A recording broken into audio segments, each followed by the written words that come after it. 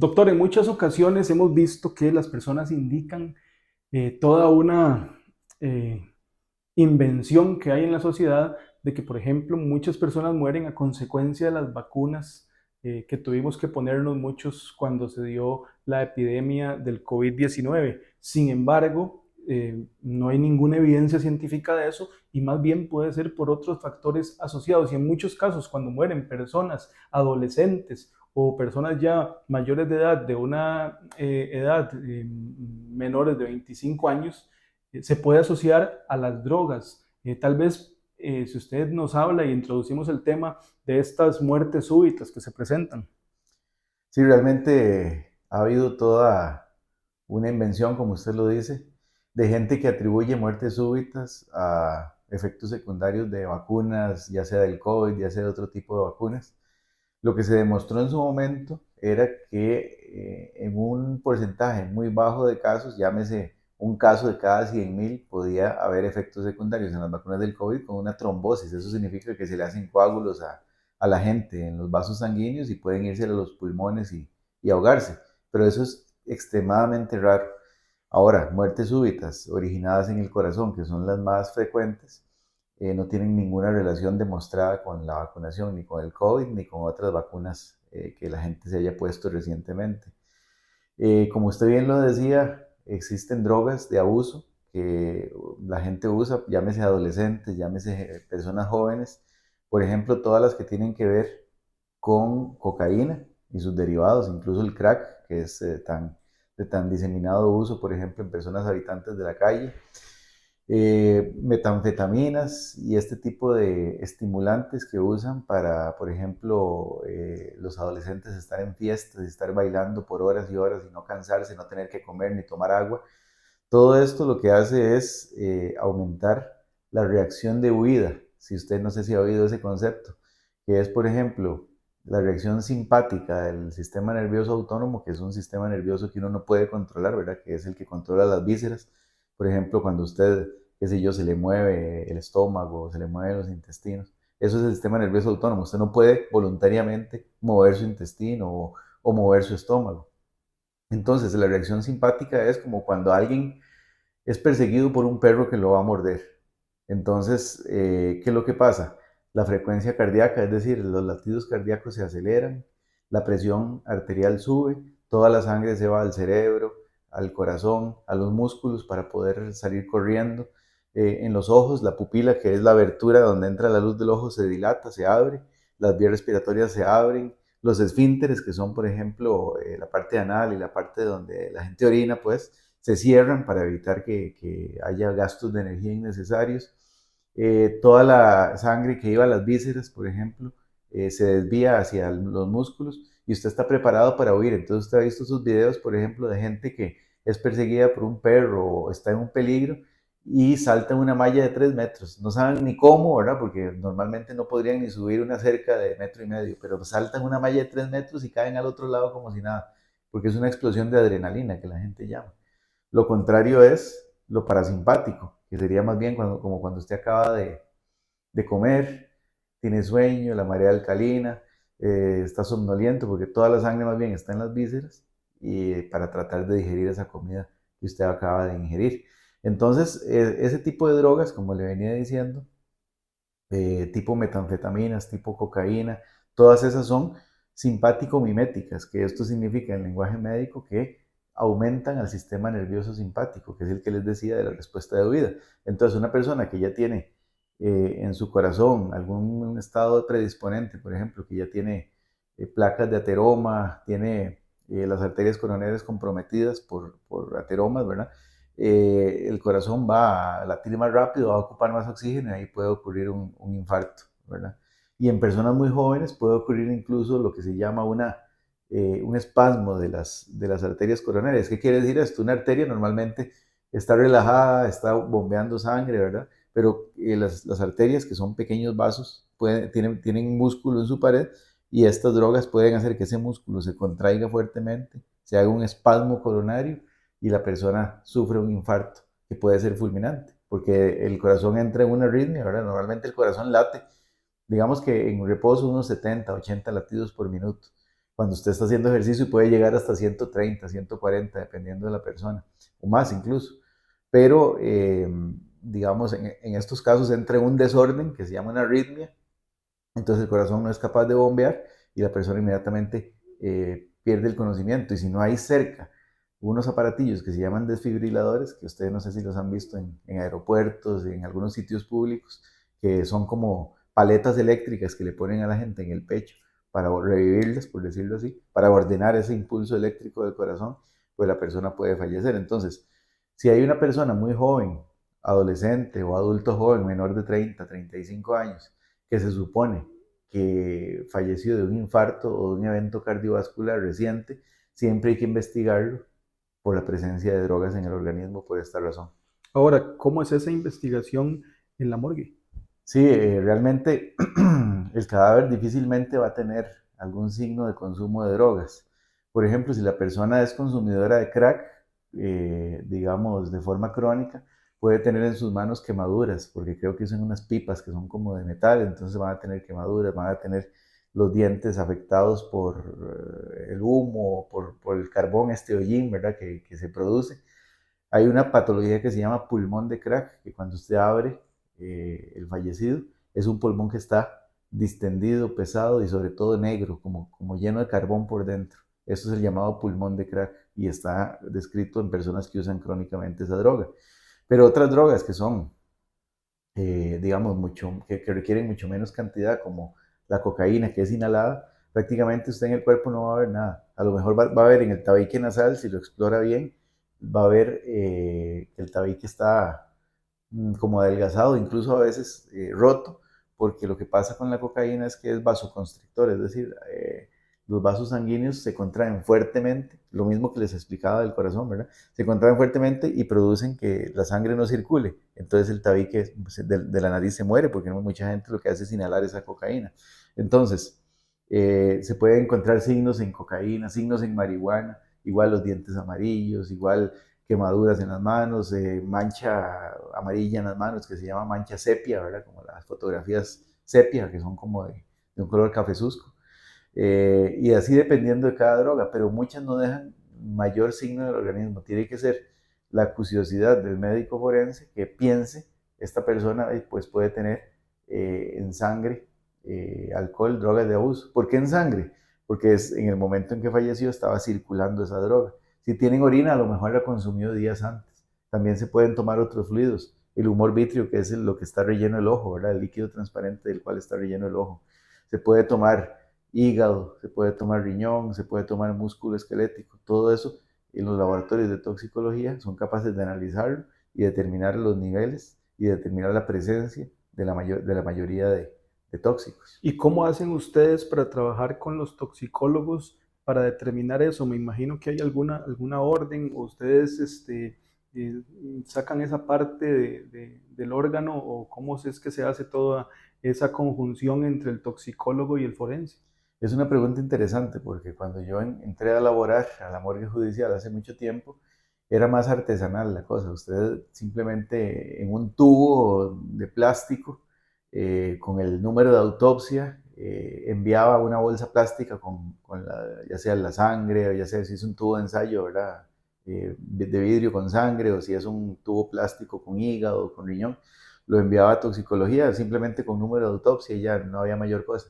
Pero conforme fue avanzando, ¿verdad? Todos los procesos de control, obviamente ahora tiene que haber una cadena de custodia donde hay firmas de por medio, donde hay realmente una ceremonia de apertura por parte de ellos, ¿verdad? Para que se garantice que lo que uno envió fue lo que ellos recibieron. Todo para efectos procesales de la parte judicial, porque en algún punto probablemente existió algún juicio donde se dijo, ¿y usted cómo me garantiza que eso pertenecía a este fallecido?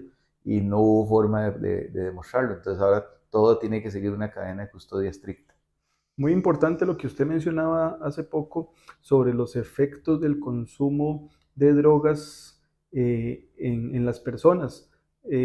La patología forense puede determinar o cómo determina, cómo se establece esa afectación de las personas consumidoras de todas estas drogas que ahora el espectro es amplísimo, porque ahora se está dando mucha droga que antes no llegaba, digamos, a nuestro país, ¿verdad? Ahora hay más drogas sintéticas en la juventud incluso. Pero ¿qué efectos pueden causar esas drogas que ustedes pueden determinar como médicos forenses que evidentemente nos puede llevar a la muerte? Y lo digo directamente para una prevención a las personas que consumen ese tipo de drogas. Sí, normalmente en la mayoría de muertes violentas, llámese accidentes de tránsito, suicidios, homicidios, caídas, precipitaciones, accidentes acuáticos, etcétera. En todas esas muertes se solicita de rutina alcohol y drogas de abuso. O sea, se hace un screening o un tamizaje, para decirlo en castellano, ¿verdad? De todas las drogas que pueda tener esa persona en el organismo. Porque si bien no pueden no haberle causado la muerte, por ejemplo, alguien que se mete al mar bajo los efectos del alcohol o bajo los efectos de una droga, pues eso va a haber influido en que no haya podido salir por sus propios medios, además de todo lo que implica que haya una corriente o que una ola lo revolcó o lo que sea, pero si está bajo efectos de alcohol y drogas, pues va a tener sus reflejos disminuidos y demás. Todavía es más importante en accidentes de tránsito, porque por ejemplo tienen que ver asuntos de seguros, asuntos de pólizas, un montón de asuntos incluso penales, ¿verdad?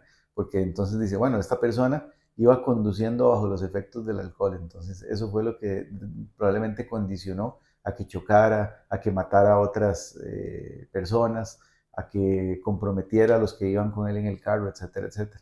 Entonces se hace, digamos, un screening así. Ahora, ¿qué es lo que se obtiene? Nosotros hemos hecho estudios, ¿verdad? Yo en aquel tiempo hice unos estudios importantes sobre drogas de abuso o muertes por drogas de abuso. Y por ejemplo, hay drogas que no van a matar a la persona por más intoxicada que esté, por ejemplo, la marihuana, ¿verdad? No es letal en el sentido de que usted prácticamente pues, puede fumar altas concentraciones o inhalar o comer, ¿verdad? Como la gente lo usa, incluso brownies o repostería con marihuana, y no se va a intoxicar y va a tener efectos secundarios adversos y va a tener síndromes paranoides y todo, pero no se va a morir de eso. Ahora, no quiere decir que, por ejemplo, haya desencadenado una reacción paranoide. ¿Qué quiere decir esto?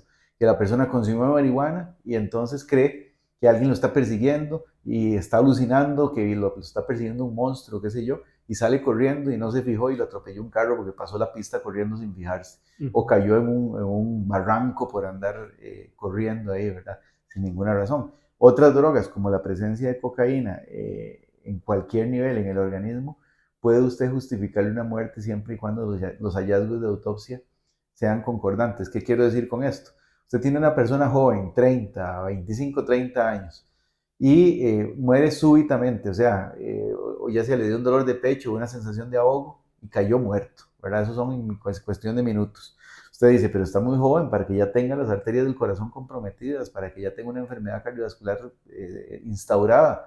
Entonces, se le hace todo el screening porque se trata de una muerte súbita, una muerte que no era esperable para esa persona, y se encuentra, por ejemplo, cocaína en sangre. Entonces, si usted determina que ese corazón falló, ¿cómo lo determina? Por ejemplo, un corazón debe estar funcionando y digamos, los pulmones tienen que mantenerlos libres de líquido, ¿verdad? Tienen que mantener el aire en los pulmones, la circulación pulmonar adecuada, pero cuando un corazón falla, el pulmón se llena de agua, eso se llama edema pulmonar, ¿verdad? Entonces, cuando el corazón falla, el pulmón se llena de agua y usted dice, bueno, tengo esto en la autopsia, un corazón que falló, un pulmón que se llenó de agua, ¿y qué me falta?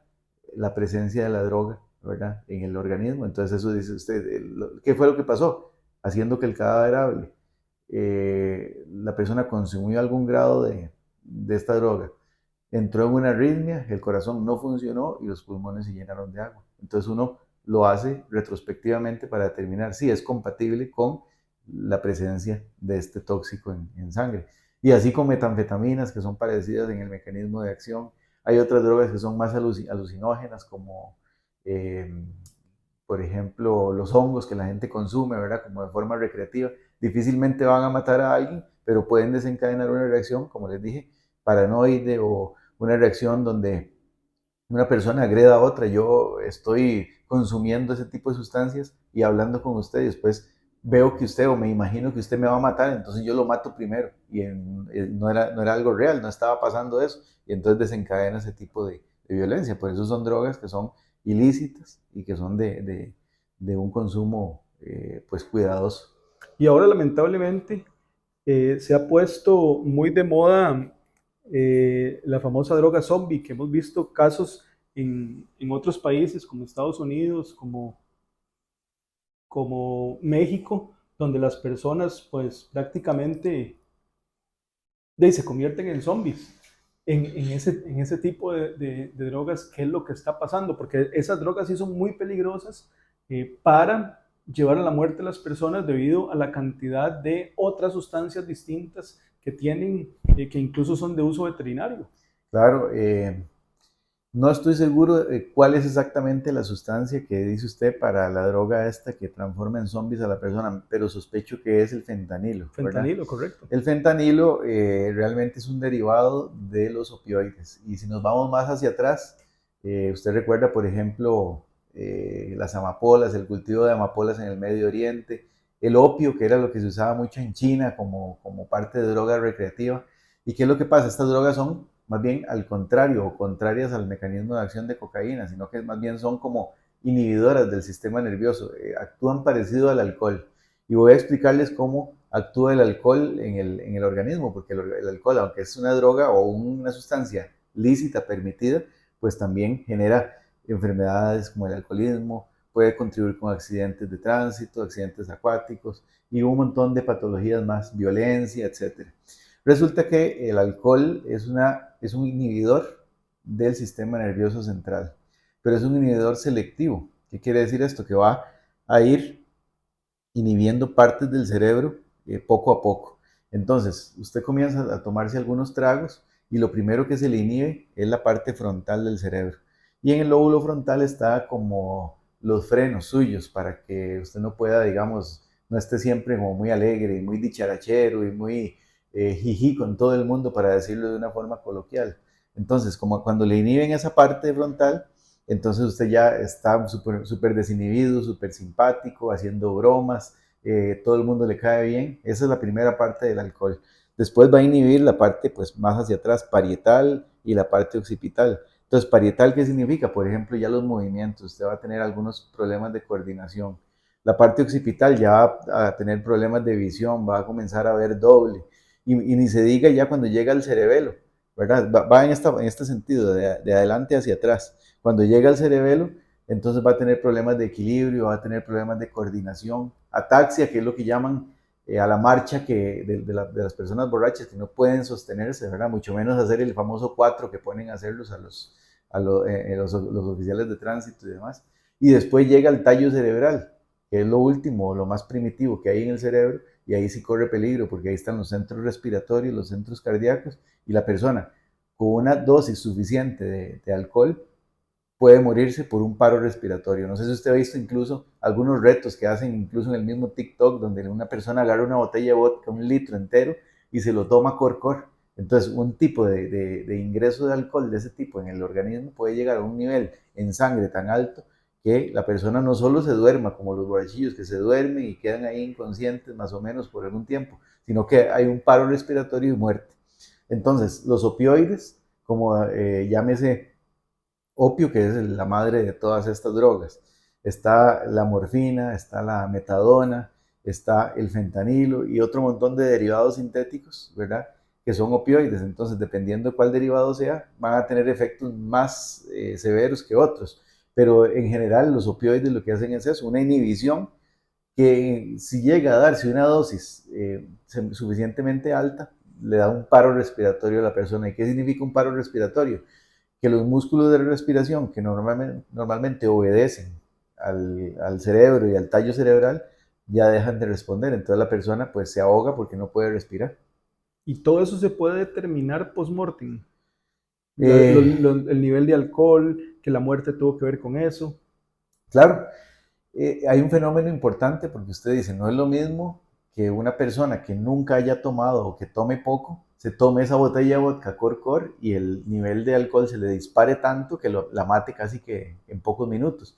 Mientras que si se trata de una persona que es alcohólica, que es habitante de la calle, que está acostumbrada a tomarse una pacha corcor, para decirlo de forma también un poco coloquial, eh, esa persona tiene más tolerancia. Su hígado, si todavía está en buenas condiciones, va a metabolizar ese alcohol mucho más rápido. Entonces puede ser que se tome la botella corcor de vodka y lo que le dé es una somnolencia, se duerma un rato, unas horas, se vuelve a despertar como si nada. Entonces la misma dosis que mató a una persona puede no matar a la otra en función de que una persona está acostumbrada a tomar mucho y otra persona no. Muchas veces esto sucede con las drogas, sobre todo con estas que le digo que son las drogas opioides, ¿verdad? Que son el estilo de morfina.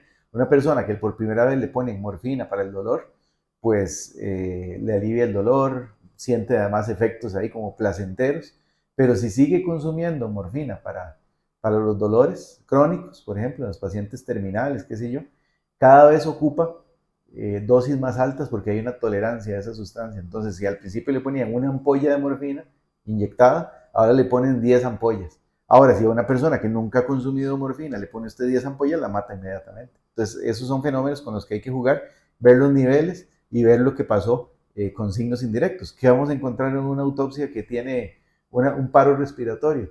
Pues un síndrome asfíctico. ¿Y qué significa un síndrome asfíctico?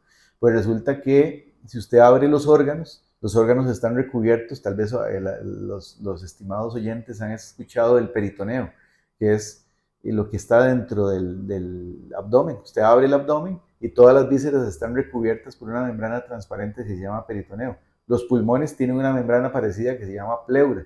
Todas son membranas serosas, ese es el nombre médico. Entonces, un síndrome asfíctico va a tener pequeñas petequias, que son manchas de sangre pequeñas en esas membranas serosas. Llámese la del corazón, que se llama pericardio, llámese la de los pulmones, que se llama pleura, o llámese la del abdomen, que se llama peritoneo. Entonces van a haber esas pequeñas hemorragias, microhemorragias en esas membranas. Va a haber fluidez de la sangre. Normalmente la sangre se tiende a coagular una vez que la persona falleció, pero en un síndrome asfíctico la sangre va a estar fluida. Entonces, usted toma, por ejemplo, hace un corte de las yugulares, de las venas, y sale la sangre y sale y sale y sale. En otros casos no, en otros casos cuesta mucho sacar, incluso para tomar una muestra. Y más del síndrome asfíctico es la congestión de los órganos.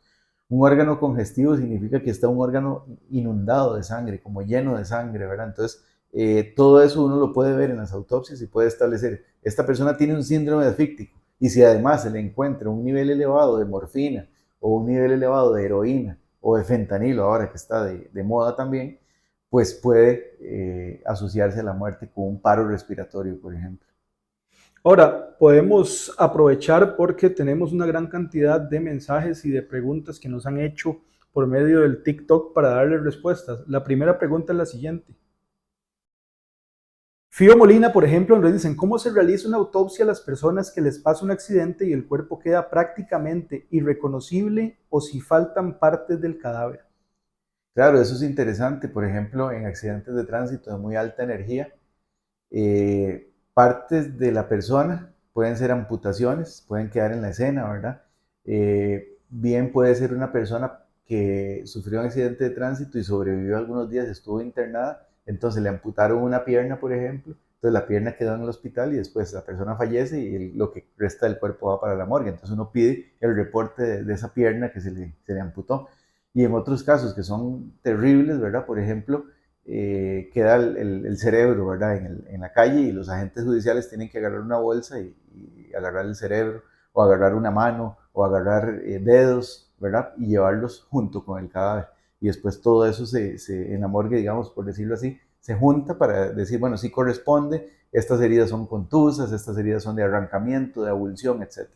Vea qué interesante. Ruth Álvarez dice, me refresca cómo se llama el hongo en las fosas nasales mediante el cual se puede determinar si el occiso fue lanzado al agua ya fallecido o vivo. Pero para responder esto podríamos ampliar más para conocer bien qué es lo que ella nos está preguntando. Interesante pregunta esa, porque se refiere al tema de asfixias mecánicas. Entonces, ese hongo de espuma, que es lo que ella hace referencia ahí, se produce cuando el agua entra en las vías respiratorias y la persona pues trata como de expulsarla, qué sé yo, hay una lucha, entonces se produce ese tipo de espuma.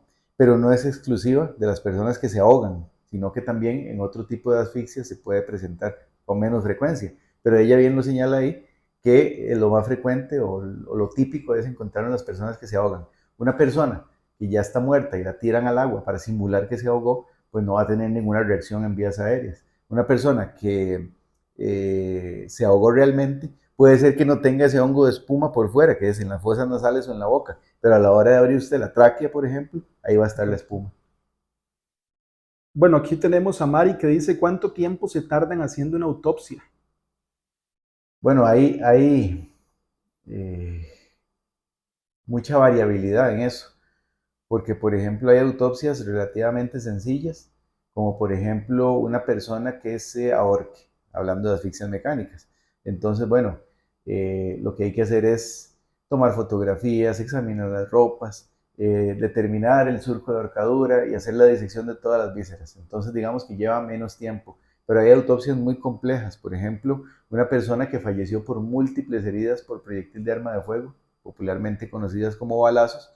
Entonces hay que dibujar cada entrada, cada salida, medirla, ver dónde está en el cuerpo, en los tres ejes, ver por dónde pasó, ver qué estructura lesionó, si se recuperó esa bala, hacerle rayos X, revisar las ropas, llamar a la parte de ciencias forenses para que le pasen una lámpara y vean si hay indicios, etcétera, etcétera. Entonces puede llevarse todo un día esa autopsia. Una autopsia de una persona que se ahogó, un par de horas puede salir. Y hay otras autopsias complejas, como cuando hay una denuncia por responsabilidad médica, que es lo que la gente conoce como malpraxis. Entonces hay muchas veces hay que hacer una disección muy cuidadosa, hay que estudiar los expedientes, entonces la autopsia puede llevar, en el cuerpo está bien, medio día tal vez, pero analizando documentos, haciendo interconsultas, estudiando bibliografía, puede llevarse semanas. Dice un usuario que se identifica como Tico Random, tengo una duda, ¿qué se necesita para trabajar en una morgue, tal vez como asistente? Y viera que esta pregunta la han hecho muchas personas. Tal vez si podemos dar un contexto de cuántas son las personas que trabajan en una morgue y en qué especialidades. Normalmente para hacer una autopsia debe haber la presencia al menos de un técnico disector, que es como el auxiliar, que le ayuda al médico a hacer la autopsia, y obviamente un médico a cargo. El médico, pues obviamente primero tiene que estudiar medicina, que dura entre 5 y 6 años, dependiendo de la universidad en que lo estudie, y después tiene que hacer una especialidad. Si hace la especialidad para hacer autopsias de morgue judicial, se llama medicina legal, que dura 3 años.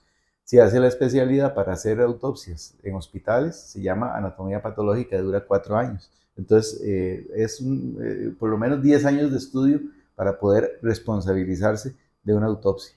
Los técnicos disectores son personal, como su nombre lo dice, técnico.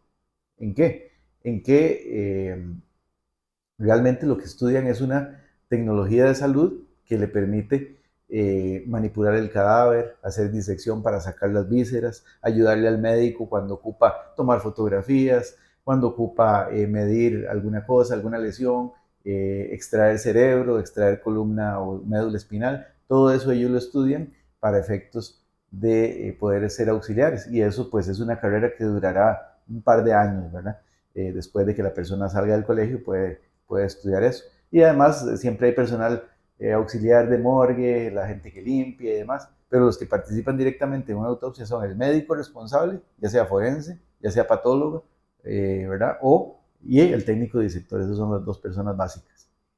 Bueno, estamos en YouTube, estamos en Instagram, estamos en Facebook, estamos en TikTok y también estamos en Spotify para que sigan compartiendo con nosotros este podcast de medicina forense. Muy pronto vendremos con el tercer episodio. Agradecerle a todas las personas porque pronto seremos 2000 seguidores ya en la red TikTok. Nos vemos pronto.